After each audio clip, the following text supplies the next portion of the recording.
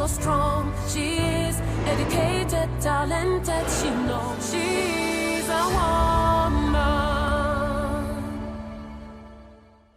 History, when well preserved, is never forgotten. Now, he wasn't only the first president of Ghana, then Gold Coast, but also the man who made sure, or who led Ghana to independence. I'm talking about Osaagyefo Dr Kwame Nkrumah, the first president of this country. His vision was bigger than being just president of this country. He wanted to ensure that Africa united. Now, he is no longer with us, but his vision still lives on, and we can see it in one of his children, Samia Nkrumah. She's my guest today on the Extra Old Woman Show. We take a quick break. We'll be right back. She's beautiful, so strong. She is educated, talented. She knows she's a woman.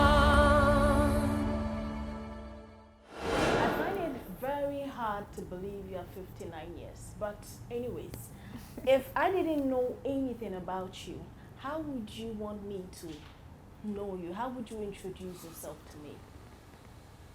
That's a difficult question. Well, I'm, what can I say? Okay, I'm an African, someone who's been out of the continent for several years, so I'm a returnee, really.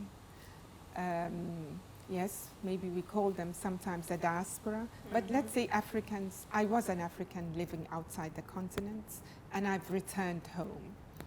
Big homecoming, because it was a homecoming in more sense than one.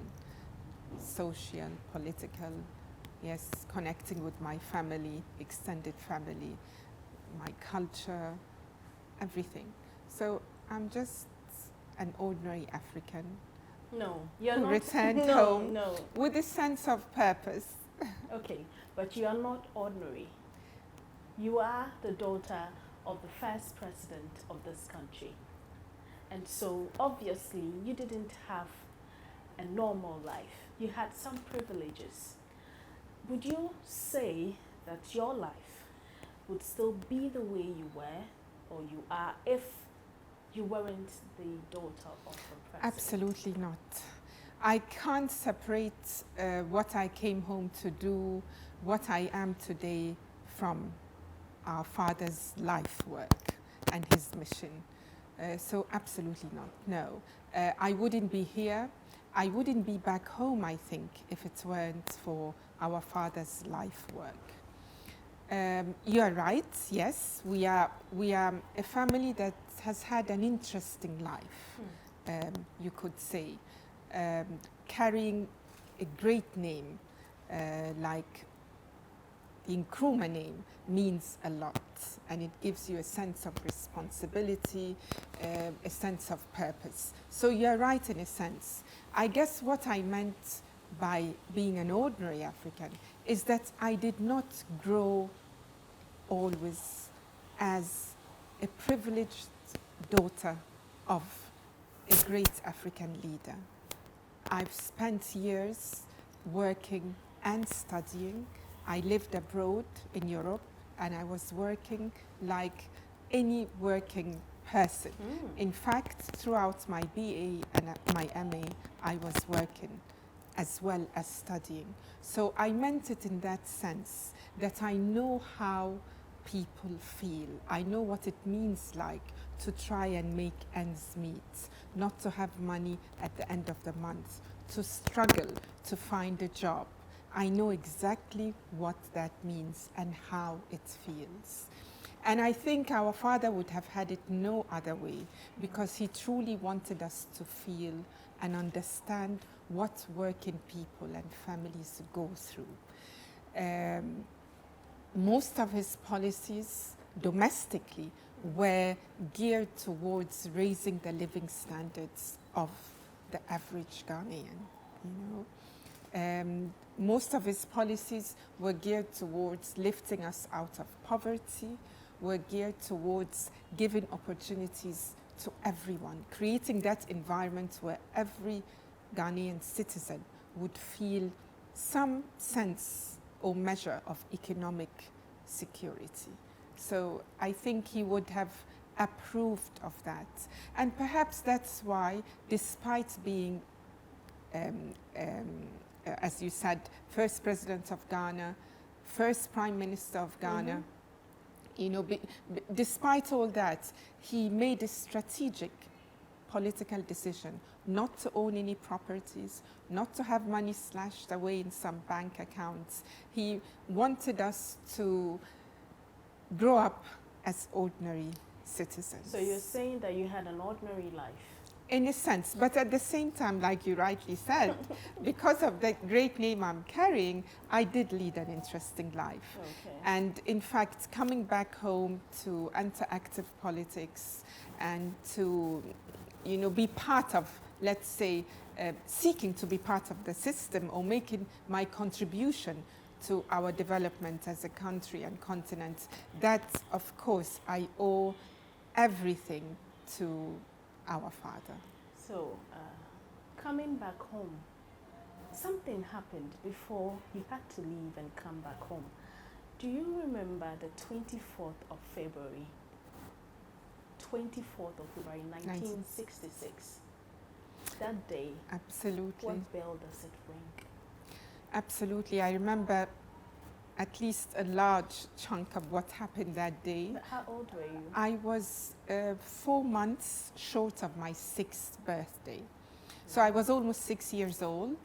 And at that age, you do remember things, especially if it was a very traumatic day. So I remember everything that happened that day before we left Ghana. It's a picture. Yes. Yeah, why not? Yes, yes, it's still fresh in my memory. Okay, so tell us about what you remember on that very day. Yes, I can remember almost everything. We woke up at the sound of gunshots, and we were living in Flagstaff House. And I remember I woke up crying because the sound was nightmarish, you know, gunshots, never ending. Quite loud, and so I rushed to my mother's bedroom and I asked her what's going on, and the first thing she says is, "Where's your little brother?" So I rushed back to go and get Sekou. Was Sekou sleeping? Yes, Oh. we were all sleeping. We slept in the same room, the three of us, Goke, myself and Sekou. Anyway, so we all converge in mother's room, and mother tells us to pray. So we all kneel down praying. It's funny, And when but we- sad, you know. Yes, I know. Little But children. yes, of course, we had to listen to mother and we were terrified. And when we finished, mother said, okay, now, whatever happens, if someone points the gun at you, if someone even fires at you, nothing is going to happen to you. Wow. So don't be afraid. And then she, before I could ask her what does that happening? mean, no? I heard her speaking in Arabic to someone. It turned out to be the Egyptian chargé d'affaires. She had asked him to send a message to Cairo that she has to leave Ghana safe with her 3 children. And soon after, the telephone lines were cut off. And at a certain point, the gunshots that they never seemed to abate suddenly stopped. We were ordered to leave the house with nothing, and I remember we were wearing shorts and t-shirts. That's how you left. Yes, our mother was wearing some red slacks, a white top, and she just had her hair in a bun. You know, it was early morning. She'd not even had time to comb her hair. And we were wrapped in white blankets to show that we are, you know, To just signify peace. signify huh? peace. Oh. We even, yes, the driver had to stick a piece of cloth, white cloth, from the car window. And we were taken by the soldiers, the troops, from one place to another. At a certain point, we were in Burma camp. We were ordered to sit on the floor, on the ground. Floor? Yes, I remember Auntie Nora, one of our nannies who spent the night with us that night. I remember her quickly saying, no, madam, you can't sit on the floor. She took out her head wrap and put it for mother on the floor. Goke or Gamal, the brother before me, my older brother, I remember him trying to talk to the soldiers, saying, I know you can't do anything, you are not going to harm us, I know you are good people. So there he was, 7 years old, trying to be diplomatic. Very traumatic. Yes, I was terrified and traumatized and crying the whole time. And anyway, time passes, we are taken in the car on the way to the CID, police headquarters. It looks just the same as it is now. Yeah, that was our last place before we were taken to the airport. Actually, the Egyptian chargé d'affaires came to take us from the CID to the airport. Okay. But meanwhile, quite a few adventures, getting off into jeeps, into a tank almost. I mean, my overwhelming impression was of fear, abject fear, that we are going to be separated. So while all this was happening, at a point, did any of them get physical with any of you? Your mother? No, no. In all fairness, no. Nobody touched us. I mean, there was a certain point where we were in the Jeep and we were at the back. Mother was sitting in front next to the driver, soldier. And I remember a gun being pointed at her, but nobody harmed us. But a gun was pointed at her? Yes, oh, absolutely. But something that I still remember very fresh in my mind is that these were young soldiers and they were terrified themselves. I mean, I remember looking at them in the midst of all this confusion and seeing them sweating, almost shaking, you know, talking in their walkie-talkies. Okay, they are here now, but I could see that they were afraid. The soldiers themselves were afraid. There was something quite that's chaotic. The first lady. Yes, absolutely, absolutely. But they did not harm us. By the time we were in the police headquarters, we were sitting waiting for the Egyptians to come. They took us to the airport, and an Egypt Air flight was waiting to take us to Cairo that same night. Empty plane, obviously. Must have been sent purposely to come and yes, take us out, because I remember us running up and down in the aisle, you know, in the plane. And when we stopped in Lagos, there was a military intervention, coup d'etat 6 months earlier in Nigeria. So when we stopped in Lagos, some officers walked through, and when we saw there are more officers, more troops, we ran under we were terrified. We ran under the seats. But they weren't there for you? No, they just were controlling. Yes. So you were 6 years, almost 6 years. Yes.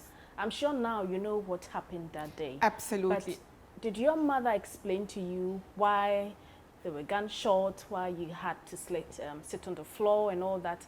That day, did you get to know what was happening? No, that day I think everybody was terrified. I'm sure mother was scared herself, even though she was very brave, I remember. But I think we were just trying to, you know, preserve ourselves and, you know, till we can get out of the country. So no, nothing was explained on that day, but of course, eventually we understood what happens.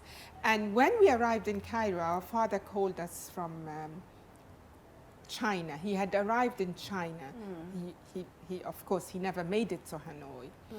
But he called us from there and he spoke to each and every one of us. And I will never forget what he told me when it was my turn, you know.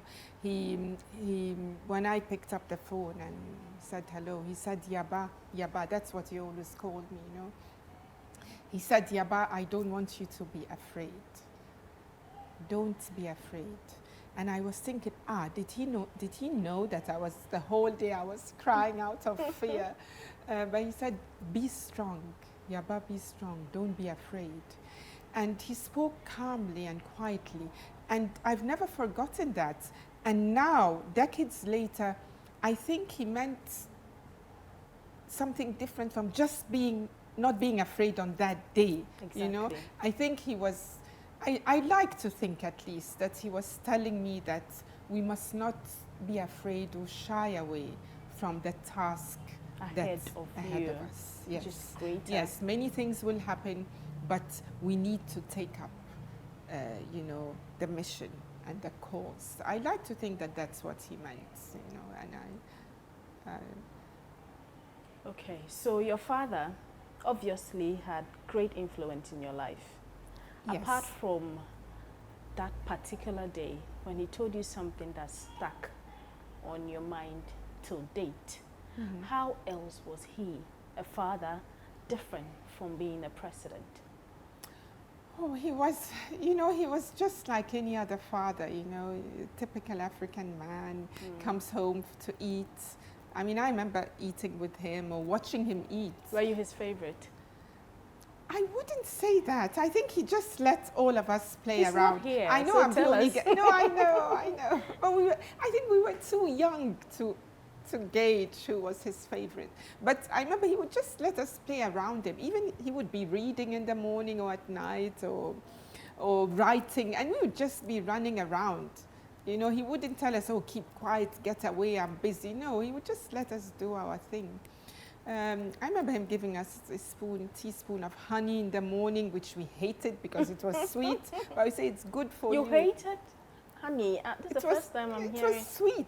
I love honey now. But you know, at Okay. the time you're a child, you're just rebelling in your mind. Why?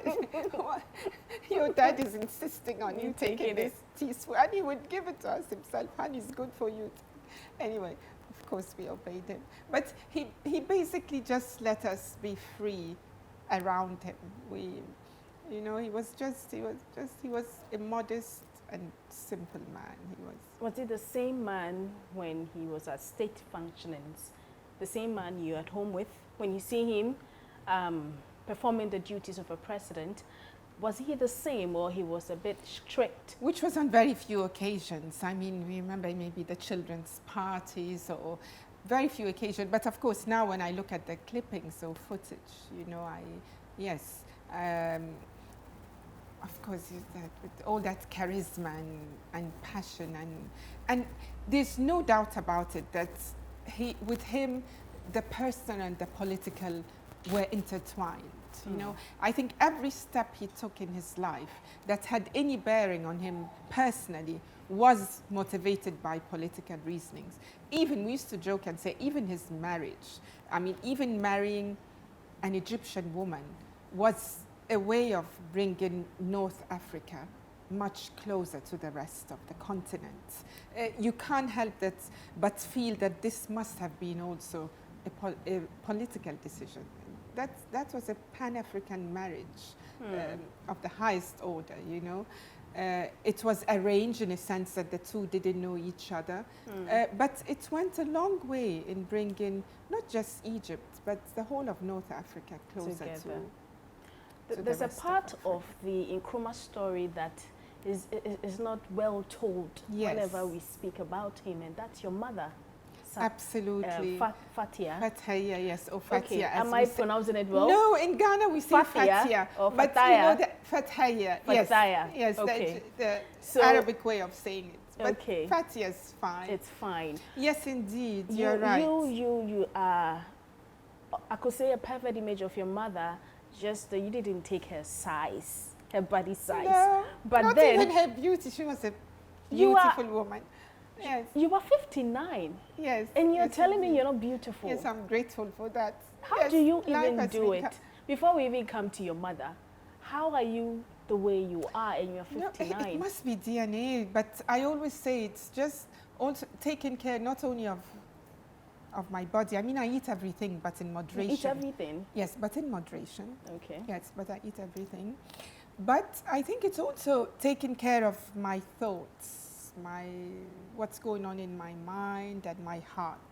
So I believe strongly that, yes, we must let go of hurts and resentment. And it's not always easy, but it's something we have to work at. Like every day we wash ourselves.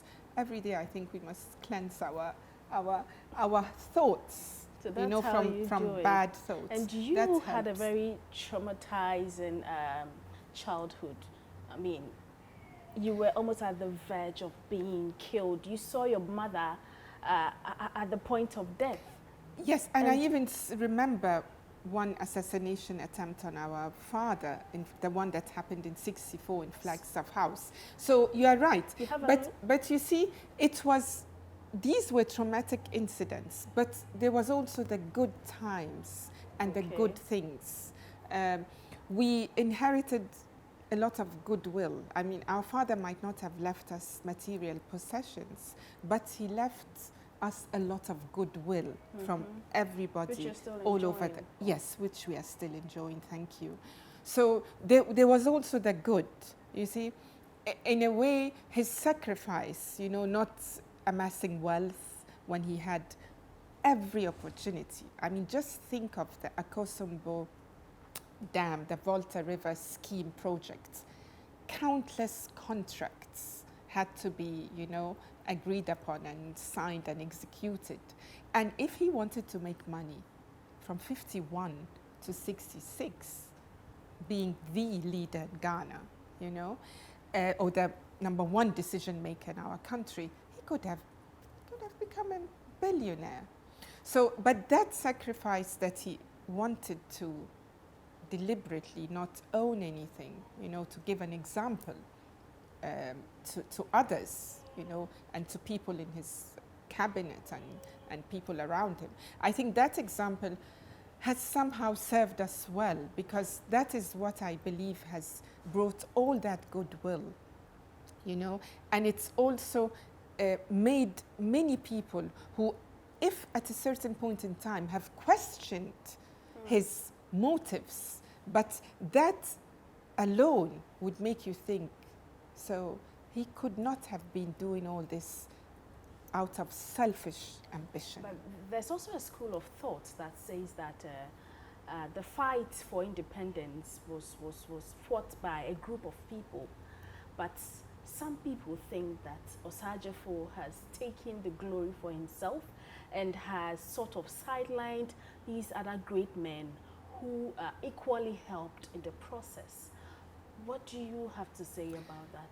Yes, I've heard that, and I partly understand it. But you see, our father said himself that the independence struggle began before him and will continue after him. And here he was talking about economic independence and, you know, not just political independence.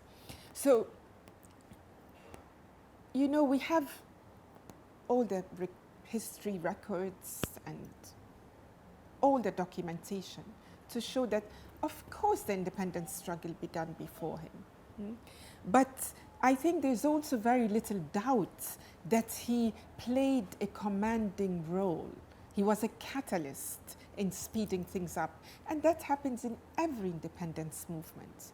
You have one or two or three individuals who play a bigger role. And it's okay. It doesn't diminish from the contributions of the others, you see. So I don't mind if it's recognized that many people, even some who lost their lives, played a big role. You know, it doesn't disturb me, it doesn't irritate me, because I understand people's need to be acknowledged. But I do also I can see from the records that our father played a very big role. I mean, and he came back with a mindset, a Pan-African mindset that speeded things up. There's no doubt about it. And that's nothing to be annoyed about. I do understand that the independence struggle somehow eventually divided the nation politically, in a sense, but it happens with every nation. We have to look at the big picture. Samia, I know there's a lot we can talk about if we want to talk about your father, but we want to, today is more about you. And there was a question about your mother, Fataya. How was she to you? How was she as a mother and as a first lady? Yes, indeed. You know, as I already mentioned, she was so brave the day of the illegal overthrow of Nkrumah's government. And that was really how she was. She was quite a brave woman, because even wanting to marry a Ghanaian, someone from a different nationality, different culture, different everything, you know, that was a very, very courageous decision. The whole family was scared, you know, but it's because she insisted on getting to know him that they were allowed to go through with the plans, you know. So I think she was revolutionary in her own way, definitely, no doubt about it. And she was also attracted to revolutionary people and So that's how revolutionary come happenings. I see. Yes, yes. So yes, she was a brave woman, and I think she must have been a Pan-African at heart, because she didn't see anything so unusual with wanting to spend the rest of her life with someone from a totally different culture, but an African nevertheless. And I must admit that Mother told us so many stories about our father, you know, and their life here, that she instilled in us, you know, also a sense of loyalty to what he stood for and what he was trying to do. She was not a politician herself. She was not involved in any kind of political activity when she was here. To a politician. She was married to, yes, she played a supporting role. But you could see that she understood and supported him, and she instilled in us that sense of loyalty.